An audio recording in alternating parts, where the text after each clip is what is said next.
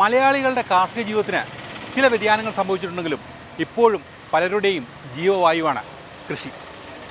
ആ പരമ്പരാഗത കൃഷിയിലെ നിധികളാണ് നമ്മുടെ പഴയകാല വിത്തിനങ്ങൾ. അത്തരം ചില വിത്തിനങ്ങളെ സംരക്ഷിച്ച് കൂടെ കൊണ്ട് നടക്കുന്ന ഒരുപാട് കർഷകരുണ്ട്. ആ കർഷകരുടെ വിശേഷങ്ങളാണ് ഇന്നത്തെ സെൻട്രൽ മാഗസിനിൽ ആദ്യം.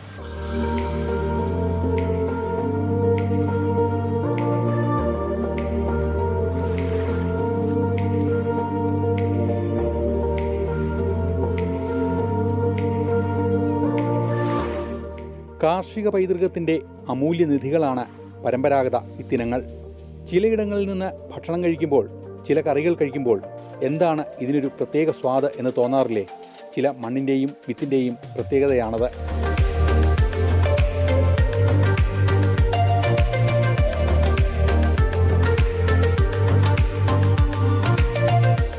കാലാകാലങ്ങളായി കർഷകർ വികസിപ്പിച്ച് സൂക്ഷിച്ചു പോന്ന ഈ വിത്തിനങ്ങൾ നമ്മുടെ ഭക്ഷ്യസുരക്ഷയുടെയും കാർഷിക സ്വയം പര്യാപ്തതയുടെയും അടിസ്ഥാനമാണ്. അത്തരം വിത്തുകളും വിളകളുടെയും പ്രത്യേകതകൾ പലതാണ്.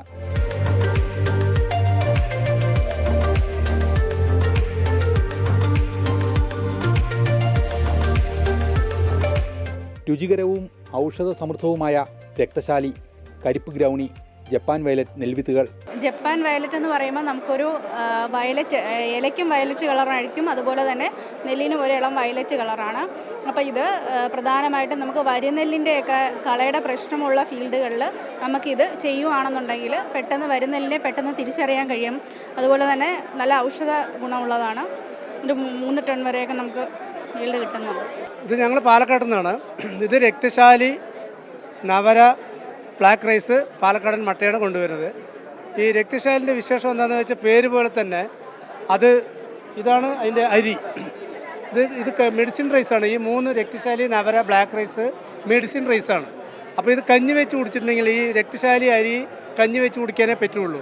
കഞ്ഞി വെച്ച് കുടിക്കുന്ന സമയത്ത് ലേശം തേങ്ങാപ്പാൽ ഒഴിച്ചിട്ട് കഞ്ഞി വെച്ച് കുടിക്കുമ്പോൾ നമ്മുടെ ശുദ്ധമായ ബ്ലഡ് വരും. ഇത്തരം പരമ്പരാഗത വിത്തിനങ്ങൾ നമ്മുടെ കാർഷിക മേഖലയ്ക്ക് നൽകുന്ന സംഭാവനകൾ വളരെ വലുതാണ്. അവ കാർഷിക ജൈവ വൈവിധ്യത്തിൻ്റെ അവിഭാജ്യ ഘടകവുമാണ്. ഓരോ പരമ്പരാഗത വിത്തിനവും പ്രത്യേക ജനിതക സവിശേഷതകൾ വഹിക്കുന്നുണ്ട്. പാരമ്പര്യമായിട്ട് നെല്ല് പലതും ചെയ്യുന്നുണ്ട്. അതിലിപ്പോൾ ഇവിടെ കറുപ്പ് കവണിയിൽ നിന്നും ഭവാനിയിൽ നിന്നും കൊണ്ടുവന്നിട്ടുണ്ട്. കറുപ്പ് കവണിക്കുള്ള ഏറ്റവും ഗുണമെന്ന് പറഞ്ഞാൽ അതിൽ ഇരുമ്പ് സത്ത് കൂടുതലുണ്ട്. അതുകൊണ്ട് നമ്മുടെ ശരീരത്തിലുണ്ടാകുന്ന സകല അസുഖങ്ങളും അതിൽ മാറിക്കിട്ടും. പ്രാദേശിക കാലാവസ്ഥയ്ക്കും മണ്ണിനും അനുയോജ്യമായി വികസിച്ചു വന്ന ഈ വിത്തിനങ്ങൾ കാലാവസ്ഥാ വ്യതിയാനങ്ങളെ അതിജീവിക്കാൻ കൂടുതൽ പ്രാപ്തമാണ്. ഒപ്പം പരമ്പരാഗത കേരളീയ രുചികളുടെ കലവറയും. പെരുമ്പളം കുടംപുളി അവിടുത്തെ വ്യത്യസ്തമായ കാലാവസ്ഥാ പ്രത്യേകതകളുടെ രുചിമുകുളങ്ങൾ പേറി പുളിയുടെ അംശം കൂടുതൽ നൽകി കറികൾ കൂടുതൽ രുചിസമൃദ്ധമാക്കുന്നു. പെരുമ്പളം കുടംപുളി ഒരു ഗ്രാമപഞ്ചായത്ത് മുഴുവൻ ഒരു ദ്വീപാണ്. അപ്പോൾ അവിടുത്തെ കുടംപുളിക്ക് അവിടുത്തെ കാലാവസ്ഥ മറ്റു സ്ഥലങ്ങളിൽ നിന്നും കുറച്ച് വ്യത്യസ്തമാണ്. വെള്ളക്കെട്ടില്ലാത്തൊരു പ്രദേശമാണ്. അപ്പോൾ അവിടുത്തെ കുടംപുളിക്ക്, അവിടുത്തെ നാടൻ കുടംപുളിക്ക് പ്രത്യേകതയുണ്ട്. അതിന് പുളിയുടെ അംശം കൂടുതലും, പിന്നെ ഒരു കനപ്പ് ചുവകേടൊന്നുമില്ല. നല്ല വലിയ പുളി, നല്ല വലിപ്പമുള്ള പുളിയാണ്.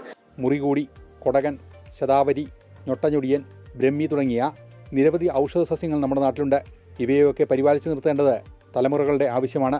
ഇത് വിഷപ്പച്ചയാണ്. കടന്നലൊക്കെ കുത്തുമ്പോൾ ഇതിൻ്റെ നീരൊഴിച്ച് കഴിഞ്ഞാൽ പെട്ടെന്ന് ഉണങ്ങും. അതിൻ്റെ കൊമ്പൊക്കെ കയറിയിരിക്കുകയാണെങ്കിൽ പൊക്കോളും.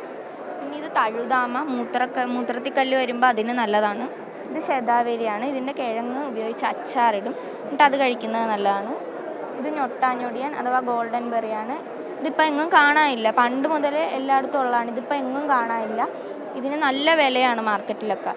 നാരുകൂടിയ അതീവ രുചികരമായ നമ്മുടെ സ്വന്തം കോട്ടൂക്കോണം, ചെങ്കവരി മാങ്ങകൾ.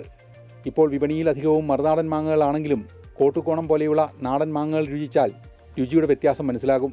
പാറശാല ചെങ്കൽ പഞ്ചായത്തിലെ വ്ളാത്താങ്കര ഗ്രാമം ചീരയുടെ പേരിൽ അറിയപ്പെടുന്ന ഗ്രാമമാണ്. കടുത്ത ചുവപ്പ് നിറത്തിലും മാംസളമായ ഇലകളും തണ്ടുകളും കൊണ്ട് സമ്പന്നമാണ് വ്ളാത്താങ്കര ചീര. തിരുവനന്തപുരം ജില്ലയുടെ തനതായിട്ടുള്ള പ്രധാനപ്പെട്ടതാണ് വ്ളാത്താങ്കര ചീര. പിന്നെ കോട്ടൂക്കോണം മാവ്, അങ്ങനെ പിന്നെ അതുകൂടാതെ നമ്മളുടെ നെയ്ക്കുമ്പളത്തിൻ്റെ ഇതുണ്ട്. ആനക്കൊമ്പൻ വെറൈറ്റി ഉണ്ട്. മീറ്റർ പയർ വളരെ നീളമുള്ള പയറാണ്. മീറ്റർ പയറുണ്ട്. പിന്നെ അതുകൂടാതെ ചീരയുടെ പല വെറൈറ്റീസ്, നാടൻ ലോക്കൽ ഇനങ്ങൾ നമുക്ക് ഇഷ്ടം പോലെയുണ്ട്. അതെല്ലാം കൂടെ കൊണ്ടുവന്നിട്ടുണ്ട്. പിന്നെ നിത്യവഴുതന, ചതുരപ്പയർ, അത് അങ്ങനെയുള്ള ഇനങ്ങളെല്ലാം നമുക്കിവിടെ കൊണ്ടുവന്ന് വിൽപ്പനയ്ക്ക് വെച്ചിട്ടുണ്ട്. ആലപ്പുഴ കഞ്ഞിക്കുഴി പഞ്ചായത്ത് സംഘടിപ്പിച്ച സംസ്ഥാനതല പരമ്പരാഗത വിത്തുത്സവത്തിൽ കർഷകർ സംരക്ഷിച്ചു പോരുന്ന പരമ്പരാഗത വിത്തിനങ്ങളെ പരിചയപ്പെടുത്തി. ഈ വിത്തിനങ്ങളുടെ പ്രദർശനവും കൈമാറ്റവും പരമ്പരാഗത വിത്ത് സംരക്ഷിക്കുന്ന കർഷകരുടെ അനുഭവങ്ങളും പുതിയ തലമുറയ്ക്ക് പുത്തൻ അനുഭവങ്ങളായി. നിരവധിയായ ജില്ലകളിലെ വ്യത്യസ്തങ്ങളായ വിത്തുകൾ പ്രദർശിപ്പിക്കുന്നു. അത് വാങ്ങാൻ ആൾക്കാർ വരുന്നു. പുതിയ പുതിയ വിത്തിനങ്ങളെ സംബന്ധിച്ച് അറിയാൻ കഴിയുന്നു. കേരളത്തിൻ്റെ വിവിധങ്ങളായ ഭൂപ്രദേശങ്ങളിൽ വിളയുന്ന വിത്തുകൾ എല്ലാം ഈ മണ്ണിലെത്തിക്കുന്നു എന്നുള്ളതാണ് ഈ മേളയുടെ ഏറ്റവും വലിയ പ്രത്യേകതയായി കാണുന്നത്. അന്യം നിന്ന് പോകുന്ന വിത്തുകളും ഇവിടെ കാണുന്നുണ്ട്.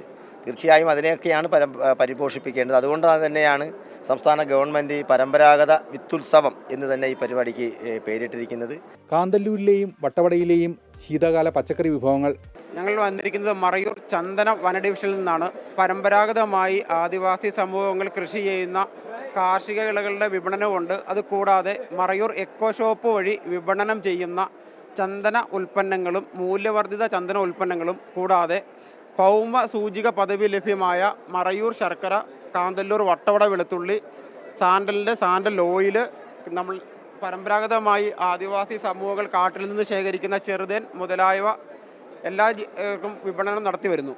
ബാംഗ്ലൂരിൽ നിന്ന് ബാസ്ക്കറ്റ് ആകൃതിയുള്ള വട്ടിച്ചുരയ്ക്ക നമ്മൾ പ്രധാനമായിട്ടും ബാംഗ്ലൂരിലാണ് ഇത് ചെയ്തുകൊണ്ടിരുന്നത്. ഇപ്പം നമ്മുടെ ശാസ്താംകോട്ട ബ്ലോക്കിൽ ശൂർനാട് പഞ്ചായത്തിൽ ഒരു കർഷകൻ ബാംഗ്ലൂരിൽ നിന്നുള്ള വിത്ത് ഉപയോഗിച്ച് ചെയ്തതാണ്. നമുക്ക് സാധാരണ ചുരയ്ക്കെല്ലാം നീളം ഷേപ്പാണ്. ഇതൊരു ബാസ്ക്കറ്റിൻ്റെ ഷേപ്പ് ഉള്ളതുകൊണ്ടാണ് ഇതിന് വട്ടിച്ചുരയ്ക്ക എന്ന് പറയുന്നത്. ഇതിന് ജ്യൂസ് വളരെ നല്ലതാണ്. ക്യാൻസറിനൊക്കെ ഒരു തരത്തിൽ പ്രതിരോധിക്കുന്നതിന് വേണ്ടിയിട്ടുള്ളതാണെന്നുള്ള റിസർച്ച് നടന്നുകൊണ്ട് വരുന്നുണ്ട്. കോലഞ്ചേരിയിലെ കൂവ കൃഷി വിപ്ലവം, അങ്ങനെ നിരവധി കാർഷിക ഉൽപ്പന്നങ്ങൾ, അവ കൃഷി ചെയ്യുന്ന കർഷകരുടെ അനുഭവങ്ങൾ. ഇത് കോഴഞ്ചേരി പഞ്ചായത്തിൽ ഉൽപ്പാദിപ്പിക്കുന്ന കൂവപ്പൊടിയാണ്. ഈ കൂവപ്പൊടിയുടെ പ്രത്യേകത, സാധാരണ നമ്മൾ ആരോ റൂട്ട് അതാണ് കൂവപ്പൊടിയായിട്ട് ഉപയോഗിക്കുന്നത്. ഇത് ഔഷധ സസ്യമായ മഞ്ഞൾ വർഗത്തിൽപ്പെട്ട ഒരു ചെടിയിൽ നിന്ന് എടുക്കുന്നതാണ്. ആ ചെടി നമുക്കിതാ ഇവിടെ കാണാം. അതിൻ്റെ കിഴങ്ങാണ് ഈ കാണുന്നത്. ഈ കിഴങ്ങ് തൊലി കളഞ്ഞിട്ട് അരച്ച് അതിൻ്റെ 100 മാത്രം എടുത്തതിന് ശേഷം 7 വെള്ളം ശുദ്ധീകരിച്ച് എടുക്കുന്ന പൊടിയാണ്.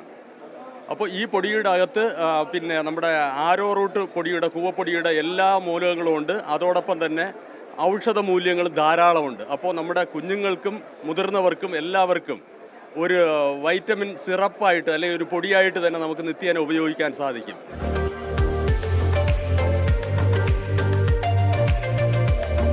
കൂടാതെ തന്നെ നമ്മുടെ കോഴഞ്ചേരി പഞ്ചായത്ത് ധാരാളമായിട്ട് കൃഷി ചെയ്യുന്ന ഒരു ചീര ഇനമാണ് സിന്ദൂരം ചീര.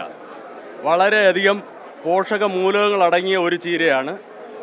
നമുക്ക് ഒരു 4 മാസത്തോളം ഒരു ചെടി നട്ടു കഴിഞ്ഞാൽ അതിൽ നിന്ന് വിളവെടുക്കാം. അതോടൊപ്പം തന്നെ നമുക്ക് ഇതിൽ നിന്ന് വളരെ വിശിഷ്ടമായ ചീര സ്ക്വാഷ് ഉണ്ടാക്കിയെടുക്കാം. വളരെ പോഷക മൂലകങ്ങൾ നിറഞ്ഞതാണ്. നമ്മുടെ കുട്ടികൾക്ക് നിറം പിടിപ്പിച്ച പിന്നെ പാനീയങ്ങളോടാണ് താല്പര്യം കൂടുതൽ. അതിന് ഉത്തമമായൊരു സാധനമാണ്. നല്ല ചുവന്ന നിറത്തിലുള്ള പാനീയമാണ്. അതോടൊപ്പം തന്നെ നല്ല പോഷക സമൃദ്ധമായ പാനീയമാണ്. നാടൊട്ടുക്ക് പ്രസിദ്ധമായ വാഴക്കുളത്തെ പൈനാപ്പിൾ കൃഷി. വാഴക്കുളത്തിന് 45 കിലോമീറ്റർ ചുറ്റും പൈനാപ്പിൾ തോട്ടങ്ങളാണ്. ആ നാട്ടിൽ നിന്ന് തന്നെ മാഞ്ഞാലി കൂവയും എത്തുന്നു. വാഴക്കുളം പൈനാപ്പിൾ എന്ന് പറയുന്നത് നമ്മളുടെ മൂവാറ്റുപുഴ ജില്ലയിലെ വാഴക്കുളം പ്രദേശത്ത് ഒരു 45 കിലോമീറ്റർ നോർത്തിലോട്ടും സൗത്തിലോട്ടും പടർന്നു കിടക്കുന്ന ആ ഭാഗങ്ങളിലെല്ലാം കൃഷി ചെയ്തു വരുന്നത് വാഴക്കുളം പൈനാപ്പിളാണ്. ഒരുപാട് വിപണിയുള്ളതും കയറ്റുമതി ഉള്ളതുമായ ഒരു ഇനമാണ് വാഴക്കുളം പൈനാപ്പിൾ. അതാണ് നല്ല വലുപ്പമുണ്ട്. അതിന് മധുരവും അതേപോലെ തന്നെ കൂടുതലാണ്. പിന്നെ ഇതെന്ന് പറയുന്നത് മാഞ്ഞാലി കൂവയാണ്. മാഞ്ഞാലി കൂവ എന്ന് പറയുന്നത് ഒരു 8 മാസമാണ് അതിൻ്റെ വിളവെടുപ്പിലേക്ക് എത്തേണ്ട കാലഘട്ടം എന്ന് പറയുന്നത്. അപ്പോൾ മാഞ്ഞാലിക്കൂവ പറിച്ചു കഴിഞ്ഞിട്ട് അതിനെ ഇപ്പോൾ കൂവപ്പൊടിയാക്കാനും അതിൻ്റെ മറ്റിതര പ്രൊഡക്ട്സ് ഉണ്ടാക്കുന്നതിനും നമ്മുടെ സർവീസ് കോഓപ്പറേറ്റീവ് ബാങ്ക് മാഞ്ഞാലി തന്നെ മുന്നിട്ട് ഇറങ്ങിയിട്ടുണ്ട്. പന്തളം, കുറ്റൂർ ഭാഗങ്ങളിൽ കരിമ്പ് കൃഷിയും ശർക്കര ഉൽപ്പാദനവും സജീവമാണ്. ഓണക്കാല വിളവ് പ്രതീക്ഷിച്ച് 6 മാസ കാച്ചിൽ കൃഷി സജീവമാണെങ്കിലും വന്യമൃഗശല്യം മൂലം പകുതി വിളവ് പ്രതീക്ഷിച്ചാൽ മതിയെന്ന് കർഷകർ പറയുന്നു. പിറവന്തൂർ കൃഷിഭവൻ്റെ പരിധിയിൽ വരുന്ന കറവൂർ മേഖലയിൽ ഉരുത്തിരിച്ച് കാച്ചിലാണ് 6 മാസ കാച്ചിലെന്ന് പറയും. അതായത് കടുവാക്കയ്യൻ എന്ന് പറഞ്ഞ കാച്ചിൽ ഉരുത്തിരിച്ചെടുത്തതാണ്. അപ്പോൾ നാട്ടിലും ഓണം പ്രമാണിച്ച് ഇത് നല്ല മാർക്കറ്റാണ്. പിന്നെ കാട്ടുമൃഗങ്ങളുടെ ശല്യം ഒഴിവാക്കിയിട്ട് വളരെ കുറച്ച് മാത്രമേ ഞങ്ങൾക്ക് കിട്ടാറുള്ളൂ.